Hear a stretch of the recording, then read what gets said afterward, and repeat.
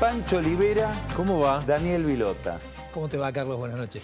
Bueno, vamos a hablar... No se habló tanto. Te mira con cierta envidia. Por supuesto. ¿Por ojalá. qué? ¿Y por qué yo? Ojalá tuviera esos rizos. Estaría encantado. Ah, bueno, no. Pero Perdón, esto... Pancho, con admiración profunda. Bueno, vamos a hablar de algo más grave, que es el segundo incendio en 9 años del depósito que tiene en Barracas la empresa de archivos, que guarda archivos, Iron Mountain. Mucha suspicacia en el mercado. Vamos a poner el video para que veas qué es lo que pasó. Esto fue el lunes de la semana pasada, 24. Mirá lo que son llamas de hasta 20 metros. ¿Por qué tantas suspicacias? Bueno, porque lo que se quemó ahora... Primero porque si tenés una empresa de archivos... Y se te queman. 2 veces. Y Porque bueno, no te dedicas a... Exactamente. Claro. ¿Eh? Si no podés Acumulás guardar un papel, archivo... además. Le estás garantizando a la gente que vos cuidás bien sus papeles, supuestamente. Recordemos que en el 2014 fue trágico, hubo 10 muertos. 8 bomberos, 2 empleados de defensa civil. Acá no hubo muertos, pero cuando uno ve lo que pasó, acá se quemaron las 3 naves que se habían salvado en el negocio de 2014, casi en el incendio de 2014, casi como si hubiera sido, como si se hubiera completado el ciclo. Vos decís lo que faltaba quemarse. Lo que faltaba Claro. quemarse, pero es que es así, porque la documentación que guardaba había quedado en esas 3 naves intacta por orden de la justicia, estaba clausurado. Esta es la foto después del incendio del ¿Esto lunes. dónde queda? Eso es en Barracas. En Barracas. Barracas es Gaspar Jovellanos al 1300. Lo que ves de la izquierda es lo que se quemó ahora. Lo que ves en la derecha, que parece una playa de estacionamiento, ¿Dónde está esa máquina? exactamente, es lo que había quedado de antes. Y lo que es muy O interesante... sea, quedó como una especie de patio. Quedó como una especie de patio. Ahora nada, ¿no? Nada. Ahora nada. El fuego está controlado, pero según los bomberos está circunscripto. ¿Por qué decís está? Porque no se terminó de apagar. ¿Hace cuántos días? Circunscripto. Esto fue la semana pasada. Dicen que va a llevar como 10 días más. Porque son papeles, entonces siempre queda foco de incendio. Ahora, ¿qué es lo sugestivo cuando uno habla con fuentes de la investigación? Hay 3 indicios de que esto pudo haber sido intencional. El primero, clave, intencional. El de 2014 también. Ahora vamos a hablar Los del dos. 2014. Pero vamos a hablar primero de este porque es el más reciente. Clave, no hay ni conexión a gas ni conexión a electricidad desde hace 9 años. Explícame, porque por orden de la justicia está clausurado. Yo lo llamé a Edesur. O sea, no puede ser ni una chispa de la electricidad, ¿De dónde sale ni una algo chu- que estalló por el Claro. gas, porque no hay ni gas ni luz ahí. ¿Cómo se hace para que se prenda fuego algo que no tiene? Porque en general una chispa de luz, un escape de gas, son cosas que pueden pasar. Por eso es que no hay cámaras de seguridad adentro. Entonces lo que hace ahora la investigación es pedir las cámaras de las adyacencias, esperemos que puedan aportar algo. Segundo indicio importante de este incendio, del lunes. Hay una pared cortafuego, así se llaman, digamos, que impide que pase el fuego, que tiene focos de incendio de los 2 lados. Como que se inició en 2 lugares. En 2 lugares al mismo tiempo. Exactamente. Y el más importante de todos, 5 días antes de este incendio... O sea, no es que el incendio empezó en un lugar y se trasladó. No, claro, y se propagó. No, No hubo una chispa y se no propagó. podía pasar de un lugar a otro. Quiere Claro. decir que hubo 2 focos de incendio. Así es. Sin gas ni electricidad. Sin gas ni electricidad y sin gente. Y el más relevante de todos, 5 días antes de este incendio, la empresa, que ya no tiene acceso a esto, al lugar, denunció que había sido vulnerado y vandalizado el lugar el 17 de marzo, es decir, un mes antes, cuando fue la empresa desratizadora, con la ayuda de la llave que le da la comisaría y le da el juzgado, porque la empresa no la tiene, cuando entraron, vieron, y ahora vas a ver las fotos, vieron que había habían querido vulnerar los archivos que estaban intactos desde esa época. Fíjate, ahí vamos a ver algunas fotos. Esto, cuando lo ven los abogados, vayamos pasándolas, esto está en la causa. Fíjate, todas esas son cajas de las empresas más importantes de la Argentina, no solo las empresas. ¿Por qué es importante este caso? A ver. Tiene información sensible de empresas, de organismos, Oficiales. oficiales. Acá, por ejemplo, en el 2014 se quemaron archivos de la provincia de Buenos Aires. Scioli, del Gobierno Nacional, Cristina. Hubo, en ese momento, justo transcurría, o veníamos de unos años, de la filtración del HSBC, ¿te acordás? Sí. Había empresas como, por ejemplo, IRSA, como, por ejemplo, Telefe. Las empresas más importantes de la Argentina tenían la información guardada ahí y, claro, se perdieron. No todas. Quedaba esto. Y ahora se quema. Esto es esa foto que estaba mostrando recién, esas cajas. Eso es claro. Esto es lo que quedó, lo que quedaba. Esto todavía no había transcurrido el incendio. ¿Ves? Ahí, estas son las esas cajas, cajas. pero ves que están abiertas, están manoteadas. Alguien entró y la pregunta es, ¿quiso destruir una prueba? ¿Qué hacía ahí adentro una persona ajena? Obviamente, ahora que va a empezar la causa, el juicio oral del incendio del 2014. Ahora que hay una doble Exactamente, claro. posibilidad. A ver, Y sí, la paranoia se te activa con tantos acá indicios. se activan todas las paranoias y no hay que ser Es- terminante con nada. Porque... ¿Alguien se llevó algo Ah, que ahora simulamos que se quemó? Es una probabilidad. Pensemos, por supuesto, es difícil encontrar gente de esta calaña que estoy diciendo, ¿no? Un extorsionador que se lleva un documento para extorsionar a alguien y después se beneficia con que ese documento, entre comillas, se quemó, pero no se quemó, y alguien lo tiene, porque acá hay dos delitos por lo que estás contando. Claro. Uno es que alguien estuvo toqueteando estos documentos y alguien que después los quemó. ¿y por Es qué? más complejo el tema. No es que había que hacerlos desaparecer. Daría la impresión de que alguien se llevó algo que le interesaba llevarse. Claro. ¿O no? Y sí. Y los abogados Daniel me mira como diciendo, está yendo demasiado lejos. No, coincido con vos. Probablemente fingieron un accidente para llevarse algo que les interesaba mucho y darlo por desaparecido. Bueno, No, pero es que si esto fue intencional, esto echa luz sobre la tragedia del 2014. ¿Por qué? Y ahí volvemos, porque si esto fue intencional, hay 3 informes, 3 pericias del 2014, 2 de las cuales dicen que pudo haber sido intencional, que hay incluso transformadores. Hay 3 pericias. 3 pericias. 2 dicen que puede haber sido Sí, una de la UTN, de la una- Universidad Tecnológica Nacional. sí, una del INTI y otra de la Policía Federal, de la División Siniestros. El de la División Siniestros, por ejemplo, dice hay 13 acelerantes entre líquidos. Después, la UTN dice, nosotros encontramos uno y hay que ver qué es acelerante. Un CD es un acelerante, un plástico es un acelerante, que no estaba.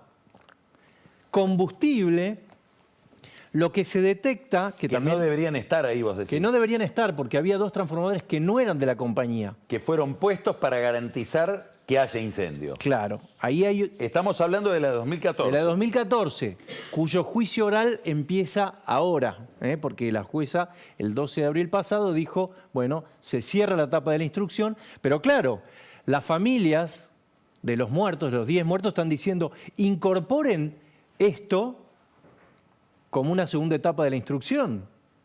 Del mismo juicio. Claro, del mismo juicio, porque esto puede cerrar todo el círculo. Y de hecho había gente que decía, esto fue casual, de la investigación, que ahora me dice, ahora dudo. Claro, me O parece... sea, obliga a mirar de nuevo todo lo del primer Obliga a caso. revisar muchas cosas. A ver, Vamos, hay algo interesante que vos decís que me parece que hay que subrayar o recordar. Esto fue un primer incendio sí, y estos galpones, estos depósitos, estos archivos quedaron en manos del juzgado y de la policía. claro, cerrados. No es que se volvió a hacer cargo la No. empresa de la gestión de esto. Por eso no había ni luz ni gas. Solamente la llave la tienen la justicia y la comisaría. Y pasa esto. ¿Por qué? Yo te hablaba de 3 pericias Sí. que habían dicho que la anterior había sido intencional, o por lo menos Sí. no lo descartaban. 2 de esas 3. Bueno, hay una que es clave, que es el vigilador Oscar Alfredo Godoy, que es el que dormía, que se levanta. En el primer momento. En el primer momento hay una alarma de última generación que te dice, viste como en los hoteles o en el Boeing, que te dice una grabación, alerta, incendio, Sí, sí, sí. y el vigilador se para y no menos de 6 veces, en 6 noches distintas, la apaga. Entonces, lo que dice la querella es una persona que está para eso, no es el que limpia los vidrios, que la apaga porque le molesta, no. Está para vigilar, se supone que está entrenado por una multinacional y lo apaga.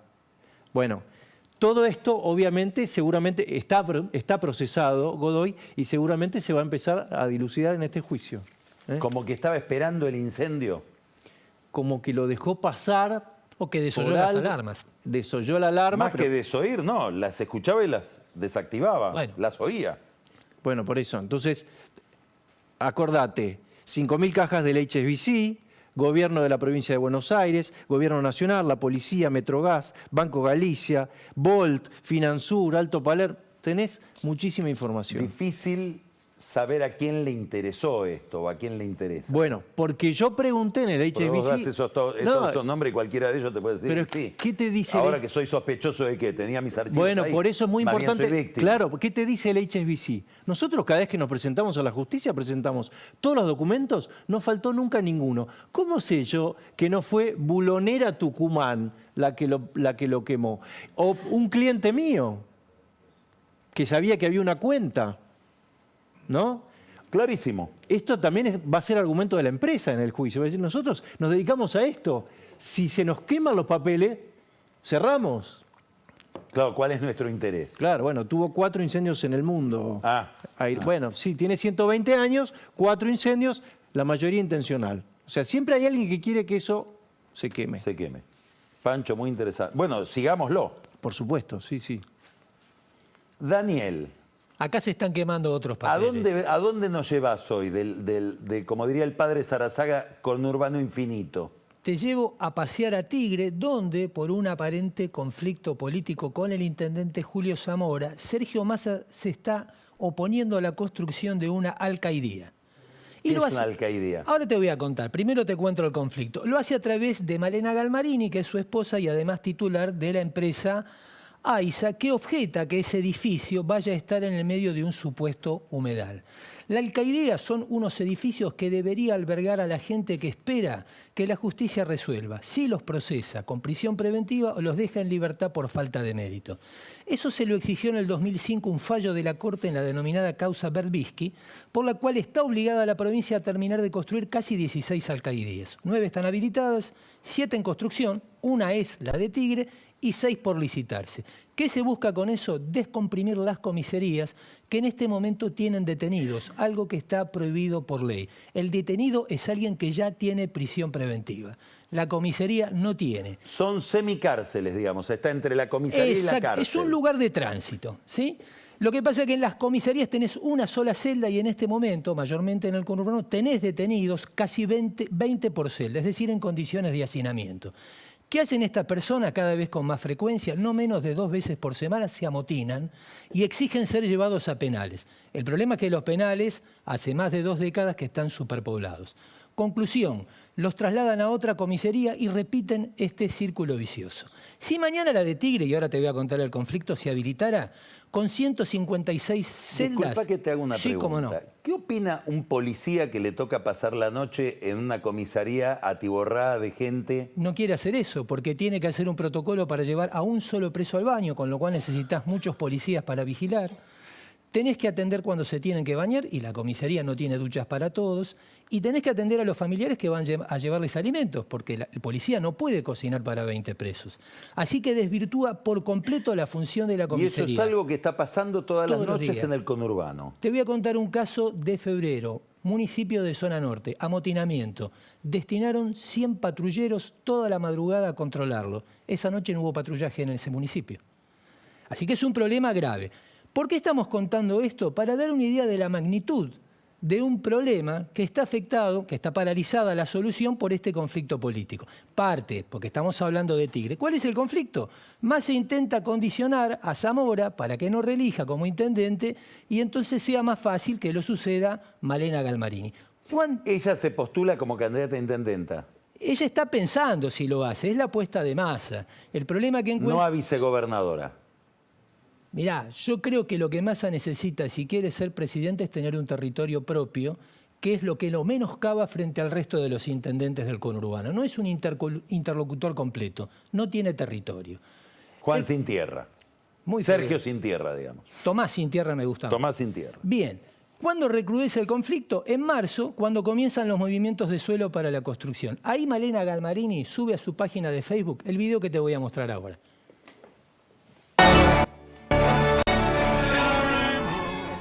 Edgardo, que es el defensor del pueblo de acá de Tigre, que me acompañara.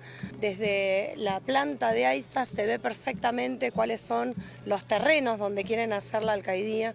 ¿Por qué quieren hacerlo? Sobre un humedal. Hoy ya todos sabemos la importancia del humedal. Desde acá se puede ver, acá atrás mío, cómo baja el terreno y cómo hay que cuidar el humedal. Nosotros no estamos en desacuerdo con la política del gobierno provincial. Sí estamos en desacuerdo con la elección que hizo el intendente municipal de dónde había que construirla esta alcaidía. Es muy interesante cuando Absoluto. dice, hoy sabemos la importancia de los humedales. Casi 20 años después, diría Porque alguno. cuando se habilitaron infinidad de country sobre humedales, todavía no sabíamos de la importancia de los humedales. Este es el secreto, porque es falso que el intendente resuelva... Salva muy bien a Kicillof, dice, cuidado que esto no confundan, no es provincia. Bueno. Esto es nuestra pelea con Zamora. Es que se trata de una pelea con Zamora, que en realidad ni decide dónde se localiza una alcaidía. ¿Por qué? Porque eso lo resuelve el gobierno bonaerense, que además se expropió tierras para decir la alcaldía va a estar acá. El problema es que eligió tierras que pertenecían a Edenor. Esta es una parte importantísima del conflicto. ¡Epa! A fines del 2020, Axel Kicillof envió un proyecto a la legislatura para expropiarle a Edenor 13 de las 60 hectáreas que tiene en Dique de Luján, que es una localidad muy antigua, si una de las más antiguas, de Tigre. ¿De qué se trata esto? Y esto es muy interesante. Porque donde va a estar la alcaldía, el argumento de ella es que es un humedal. Pero vamos a ver ahora un par de placas. Me gustaría ver primero la foto aérea. A ver si la podemos poner. Está volando y ya va a llegar, tranquilos. Ahí la vemos. Mira, lo que ves en amarillo es el predio que ocupa AISA y en azul lo que expropió la provincia. El resto es todo propiedad de Edenor. Por eso es muy sugestivo cuando Galmarini dice, y hace así con la manito, faltaría Carola, desde aquí podemos ver, como si fuera de una atalaya, ver un supuesto ejército invasor que te ocupa la tierra. Y no, en realidad es una expropiación para poner una alcaidía. ¿Cuál es el argumento de ella? Que sí, que en ¿Cuáles efecto, son las tierras de Edenor acá? todas las que están en rojo, y en azul la parte que fue expropiada por la provincia de Buenos Aires para construir la alcaidía. Vemos, Edenor, amigos de Massa. amigos de Massa, los recordamos. Daniel Vila, José Luis Manzano, Mauricio Filiberti, principal proveedor de cloro de la firma AISA, y Ricardo de Presbíteris, dueño de Covelia, empresa dedicada a la recolección de residuos. ¿Podemos ver la otra placa? Donde se ve el mapa. Porque acá está... Mira, ahí ves en ese punto rojo lo expropiado en el límite entre Escobar y Tigre, pero Sí. cuando vos mirás del lado de Tigre y de Escobar, la línea roja es la ruta provincial 26, está repleta de barrios cerrados. Así que darle la condición de humedal solo a las tierras de Edenor es arbitrario, porque probablemente todo Lo único que no espero ver Sí, es un barrio privado bueno... en las tierras de Edenor. Esta es la presunción, que si vos ponés una alcaidía en esas tierras... No, Manzano y Vila jamás permitirían que en un humedal se haga un barrio privado. Ah, no puedo Creo. ser. No me dejas seguir, entonces ya me Bueno. invalidaste. Sigo con la idea. Supongamos que lo permiten, la instalación de una alcaidía deprecia el valor de esa tierra si vos especulabas, como vos decís que no va a ocurrir. No, porque tampoco se lo... Si ellos quisieran, Sí. Filiberti tampoco se lo permitiría. Se los permitiría. Y de Presbíteri no se Muchísimo lo permitiría menos. a Filiberti. No permitirían que No, se usen son- los... Perfecto. Entonces, deprecia el valor comercial si vas a tener un emprendimiento inmobiliario. Un indicio está en el juicio que Edenor ya le inició a la provincia de Buenos Aires, le pide un resarcimiento de $900.000. La provincia quiere pagarle 69 millones de pesos, que son $900.000 contra... 150.000, más o menos, si tomás al dólar a 450, que es un precio muy solidario con Sergio Massa. ¿Cuánto quiere Edenor y cuánto le daría Kicillof? Kicillof quiere darle 150.000. Dólares. 69 millones de pesos equivalen a eso. $900.000 es lo que plantea. Último lío con este asunto. Hay una audiencia pública, está obligada el municipio de Tigre. Una semana después, vecinos que no fueron a la audiencia, representados por María Laura Beneres, le piden a la jueza de garantías de San Isidro, Patricia Gentile, que por una cautelar suspenda la obra. Beneres es la histórica secretaria de Eduardo Serniul, apoderado del Frente Renovador de Sergio Massa. Es la secretaria de Serniul que se transformó en jueza. No, es la abogada que representa a los vecinos, que no fueron a la audiencia pública y reclaman la suspensión de la obra. Serniul, además, participa de la SA Saltum, que es una empresa constructora investigada con Massa y Serniul por la Procelac, gracias a una denuncia de Mónica Frade, que pide saber si no hay ahí un supuesto tramado empresario que podría estar incurriendo en el delito de lavado de dinero. Lo que dan estos nombres es la impresión. Nos olvidamos de citar, está Daniel García, el que compró la estancia, ¿te acordás? En San Andrés de Giles.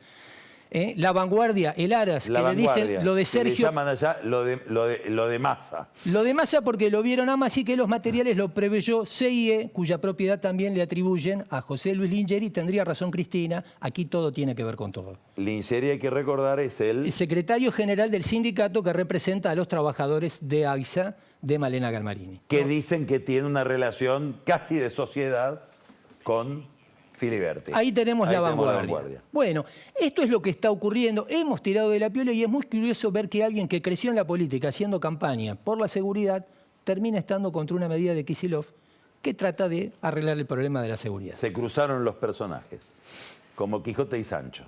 ¿Qué figura? Vamos a un corte y vamos a recibir ahora. Muchas gracias, Pancho, muchas gracias, Daniel.